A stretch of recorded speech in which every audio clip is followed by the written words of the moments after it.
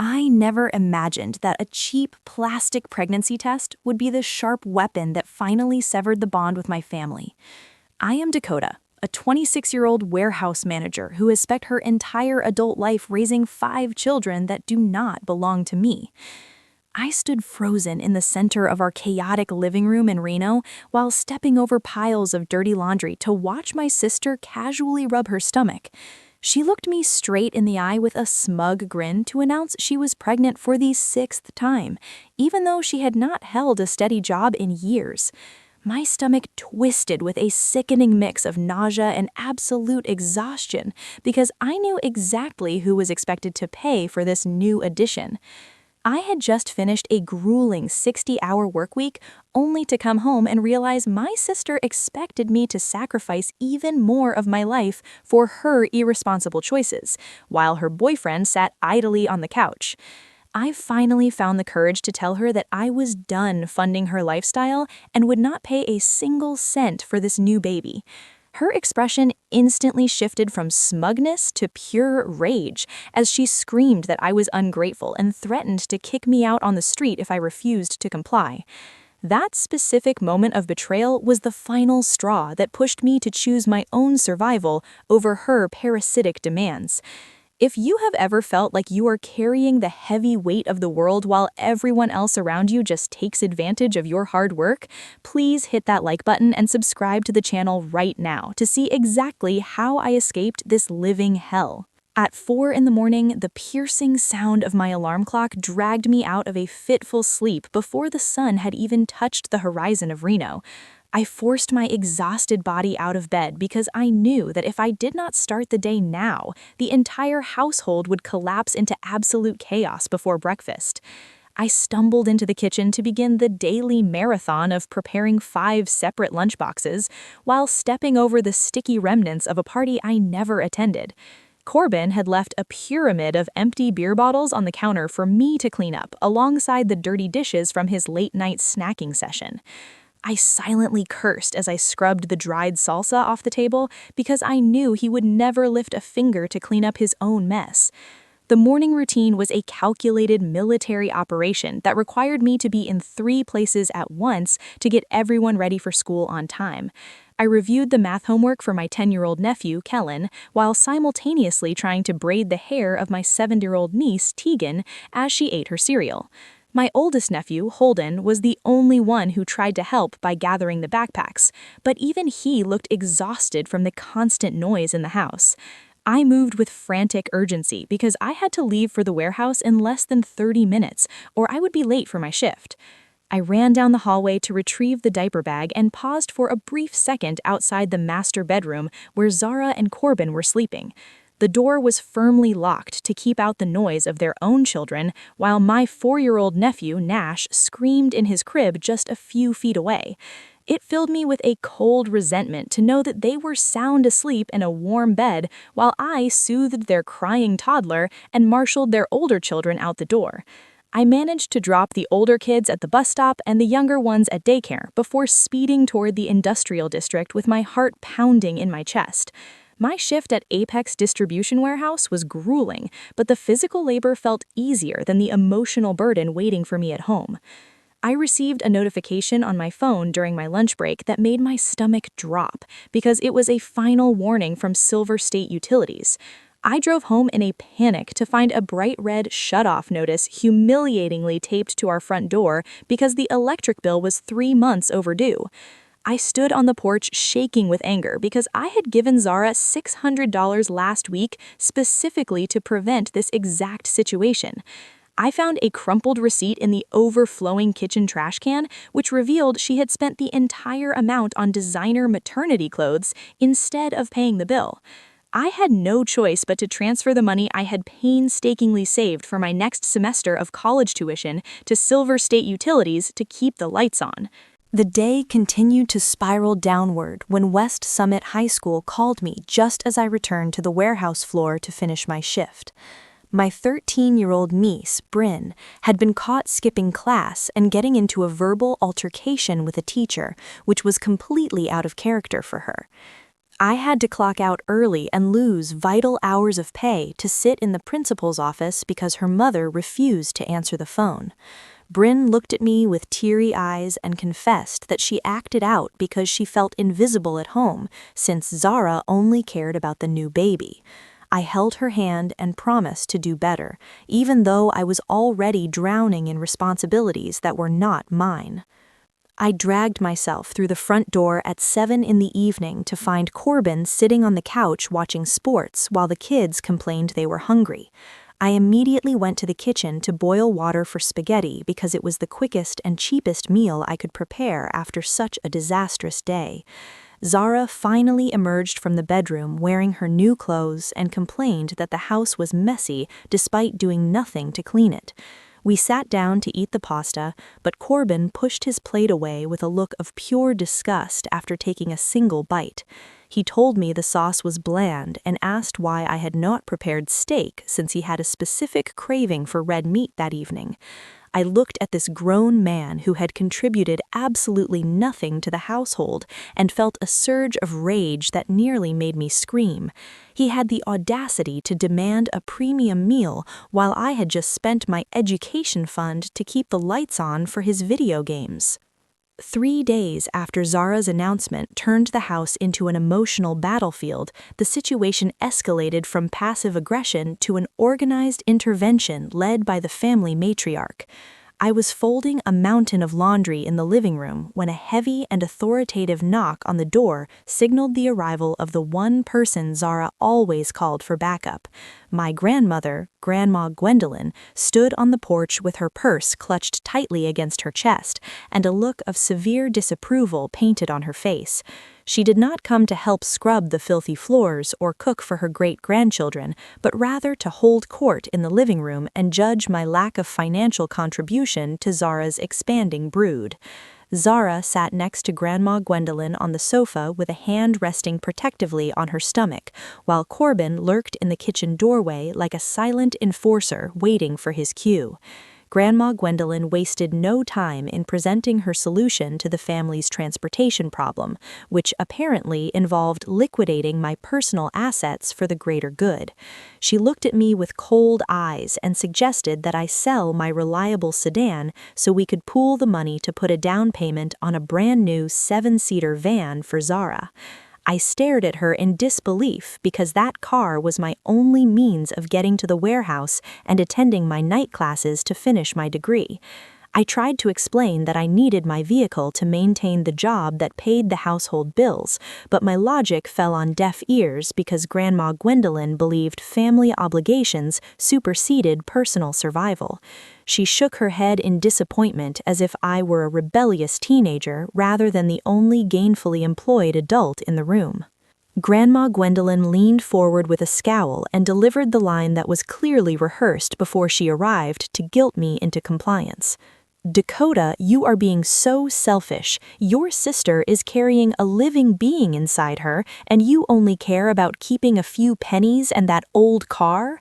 The accusations stung because I had given everything to this family for 3 years, but I refused to let them take my mobility and my only escape route. I stood up to face them and kept my voice steady despite the trembling in my hands. "That is not selfishness, Grandma. That is my property. I will not sell my future to pay for Zara's wrong choices anymore." The meeting ended in a hostile stalemate with Grandma Gwendolyn leaving in a huff while muttering about my ingratitude. But the financial violation did not stop at the demand for my car. I went to my room to calm down and decided to check my bank accounts to ensure I had enough money left for gas after paying the utility bill. That was when I noticed a suspicious email notification from Vigilant Credit Shield regarding a hard inquiry on my Social Security number that I had not authorized. I logged into the portal with a sinking feeling in my chest and discovered a newly opened credit card account that had already maxed out its limit on a high-end baby furniture website, Cradle and Crest. Zara had used my personal information to buy a designer crib and stroller set while I was at work earning money to keep the lights on in her house. The betrayal felt like a physical blow because this was not just laziness anymore. It was a federal crime committed against her own sister. I felt the walls of the house closing in on me, so I grabbed my keys and drove straight to a small coffee shop on the edge of Reno, the Dusty Bean Cafe, to meet the only person I could trust.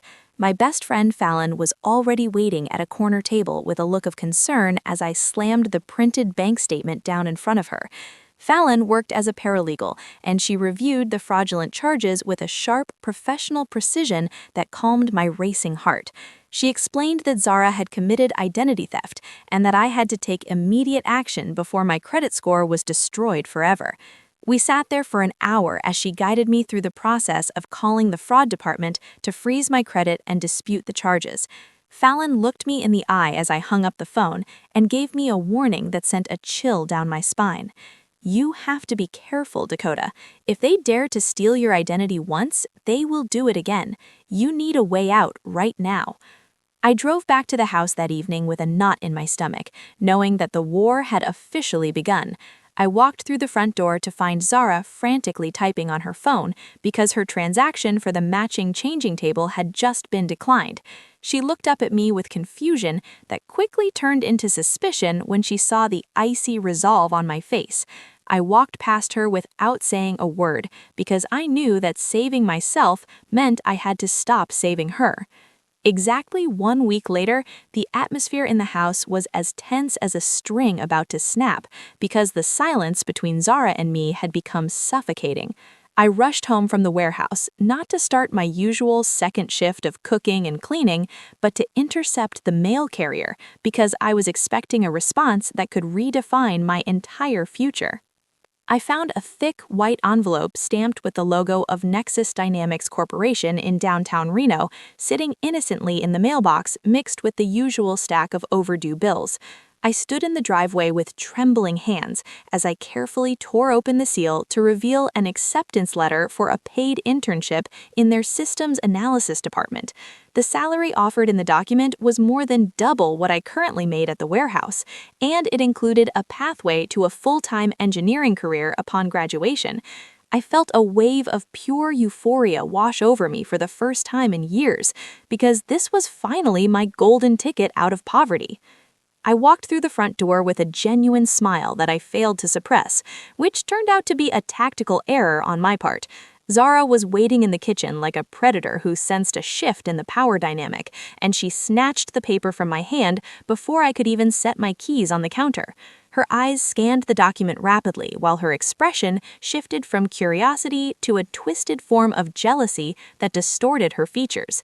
She did not offer a word of congratulations or a hug for her younger sister, but instead looked at me with cold contempt as she deliberately tore the letter into 2 perfect halves.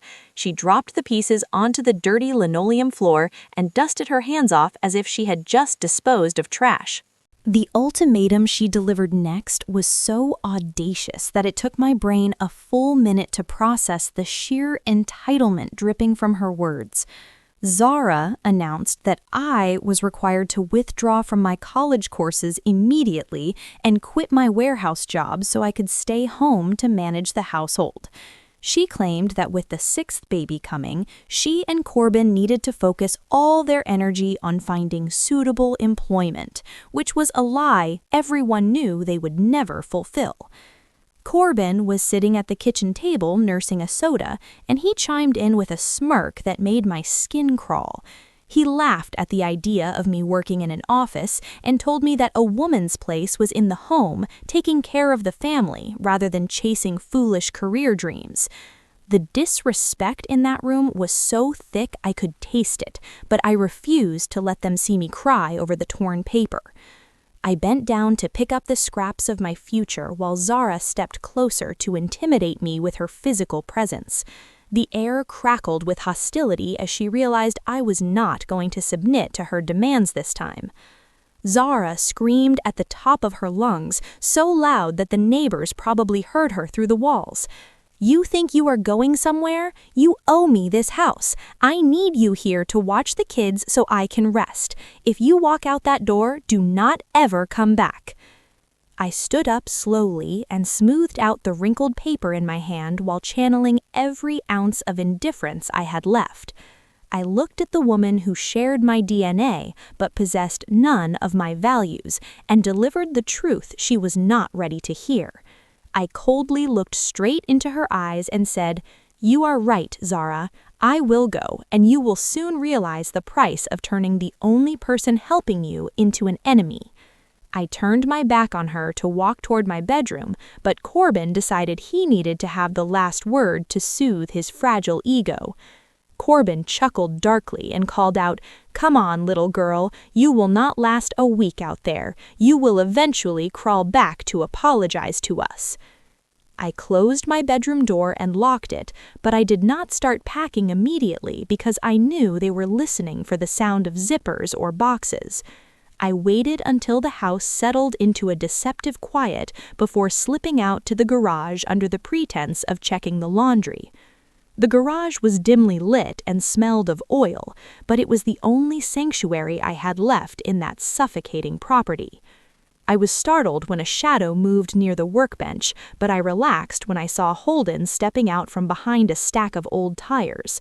My 16-year-old nephew looked older than his years, with dark circles under his eyes and a grim expression on his face.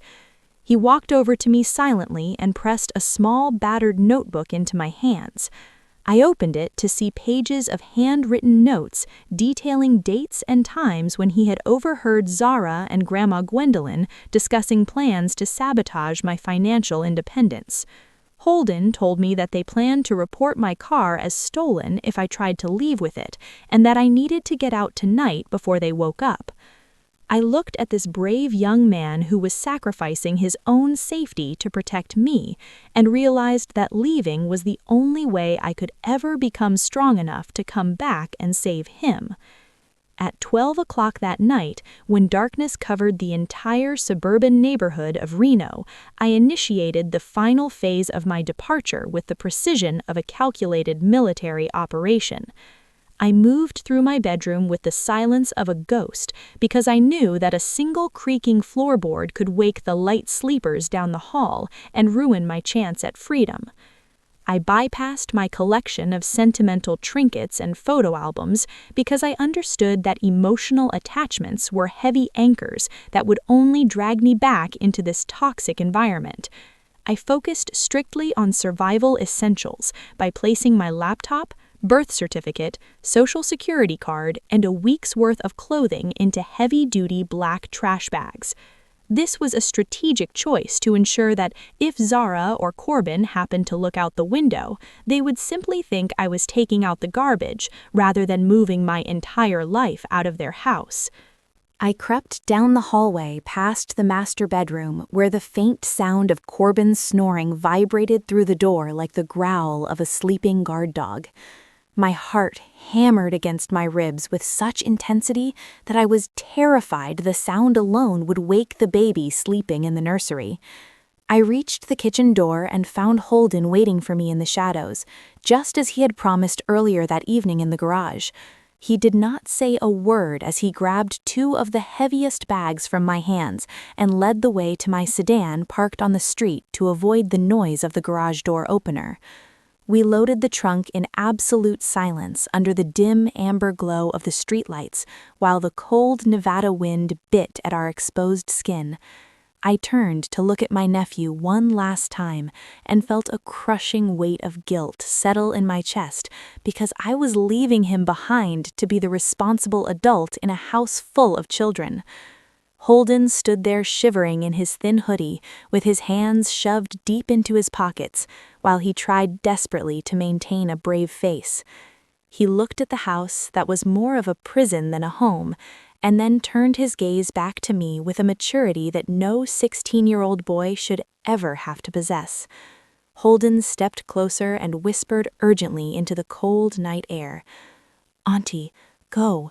Don't worry about us. If you stay here, you will die a slow death inside these walls. I will send you a message if anything bad happens." I reached out and grabbed his hands to squeeze them tightly because I needed him to know that this separation was a strategic retreat and not an abandonment. I looked him in the eye and said, "I promise I will come back to get you and the kids when I am strong enough, but right now I have to save myself first so I can save you later." He nodded once and pushed me gently toward the driver's seat before turning back to the dark house to resume his watch. I started the car and allowed it to roll down the hill in neutral before engaging the engine to ensure the noise did not travel back to the driveway.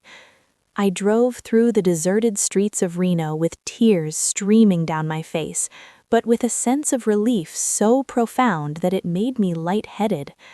I drove for 40 minutes to the other side of the city to a dilapidated apartment complex, the Pineview Apartments, that Fallon had managed to secure for me just hours before. The studio apartment was located above a noisy laundromat and smelled faintly of old cigarettes, but to me it smelled like victory. I dragged my trash bags up the 3 flights of stairs and collapsed onto a bare mattress on the floor without even locking the deadbolt because I was too exhausted to care. The peace I found in that empty room was shattered the moment the sun came up the next morning. I woke up not to the sound of screaming children or demanding adults, but to the relentless vibration of my cell phone dancing across the wooden floorboards. I picked it up to see 99 missed calls and hundreds of text messages from Zara that ranged from confused to apologetic and finally to homicidal. The sheer volume of her rage confirmed that she had woken up expecting her morning coffee and unpaid nanny, only to find an empty room and a cold stove. I ignored the calls and pressed play on the most recent voicemail she had left just 2 minutes ago. Zara's voice shrieked through the tiny speaker with enough venom to curdle milk. "You are an ungrateful brat. I will call the police and tell them you stole my money. You will pay for abandoning this family in our time of need." I listened to the threat with a calmness that surprised me, because for the first time in my life, I was not in the room with her to absorb the blow. I saved the voicemail as evidence and then blocked her number before getting up to start my first day as a free woman. I did not know yet that her threat about the police was not just an idle scream into the void, but a promise she actually intended to keep. Less than 48 hours after I started my new life at the rented apartment, the illusion of peace was violently shattered by a chaotic scene straight out of a crime drama. I was sitting on my bare mattress trying to focus on a textbook when the entire room was suddenly illuminated by the strobe light effect of red and blue sirens flashing through the thin blinds. The aggressive pounding on my front door shook the cheap frames so hard that flecks of paint fell onto the floorboards, and my heart immediately hammered against my ribs. I looked through the peephole to see 2 uniformed officers with their hands resting on their holsters, and standing right behind them was a woman who looked like a grieving widow. Zara had somehow convinced the police to let her accompany them to the scene of the alleged crime, and she was currently putting on the performance of a lifetime in the hallway of my building. I opened the door slowly with my hands visible because I knew how quickly these situations could escalate when false accusations were involved. The older officer stepped forward into the threshold while his partner blocked the exit to ensure I could not make a run for it. He looked at me with a stern expression that told me he had already heard a very convincing sob story before arriving at my address.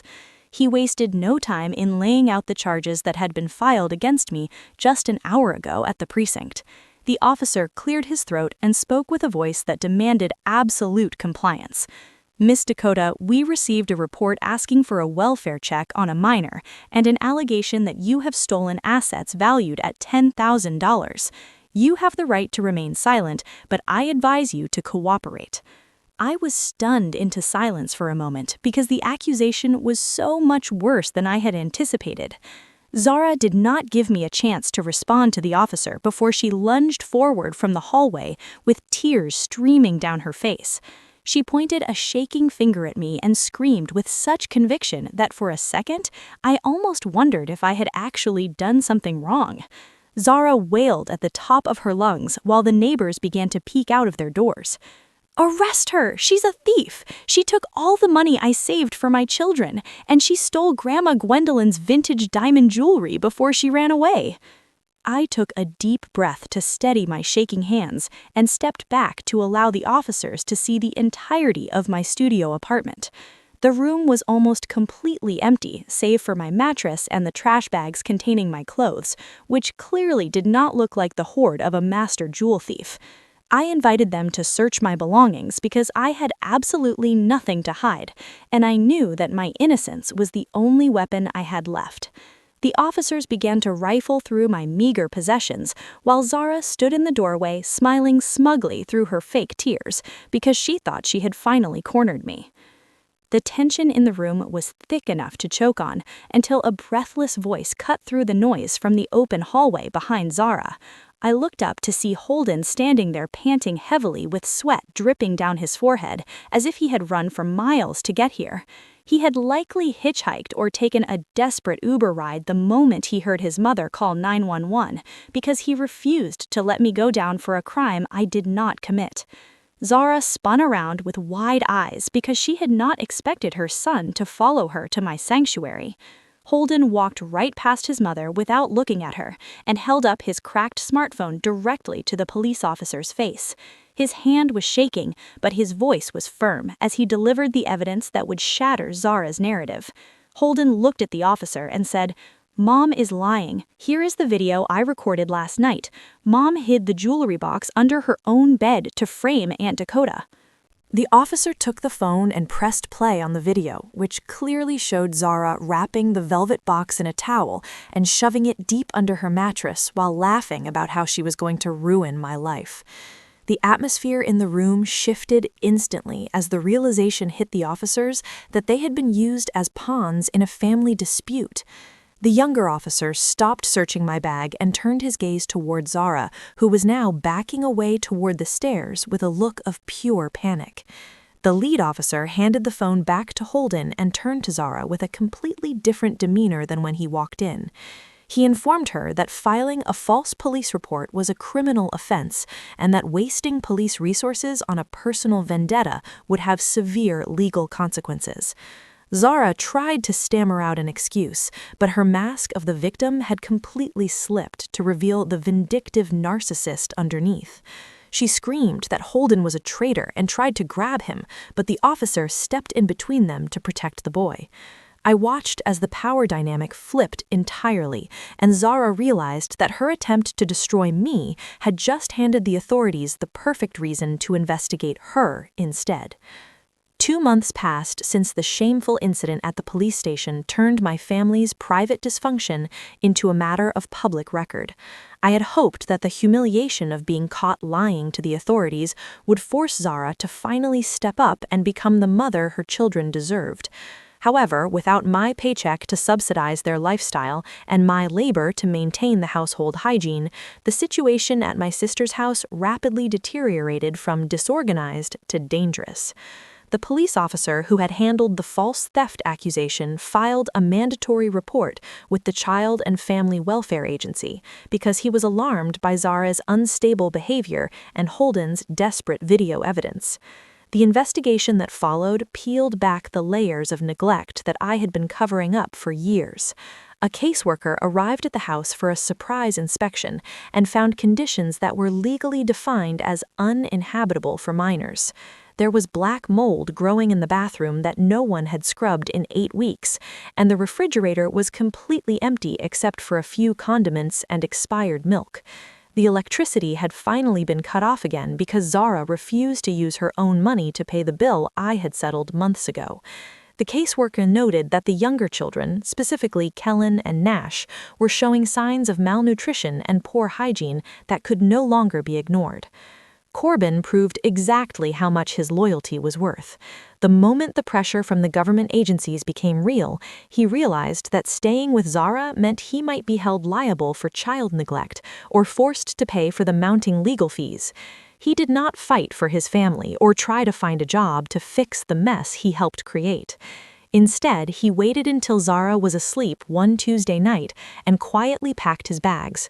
He raided the house for anything of value, including the small stash of cash Zara had hidden in a cookie jar, and vanished into the night without even leaving a note for the woman who had supported his laziness for years.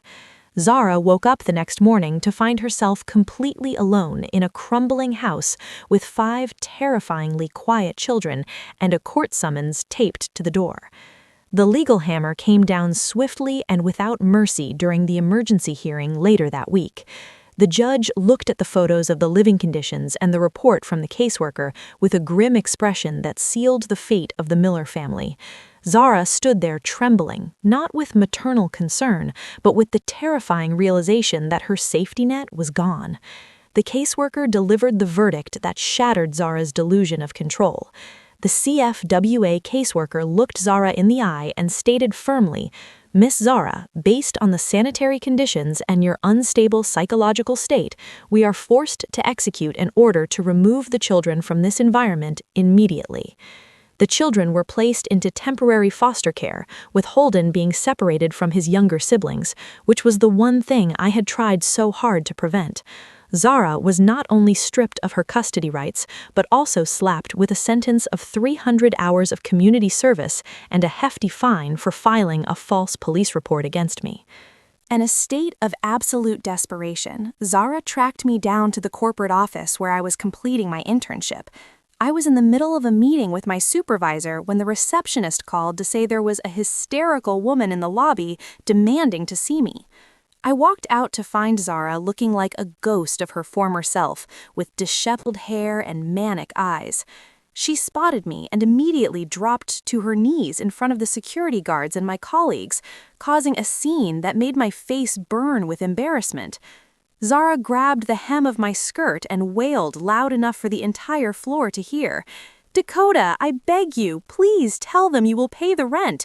Corbin left and I cannot lose the kids. You are their aunt."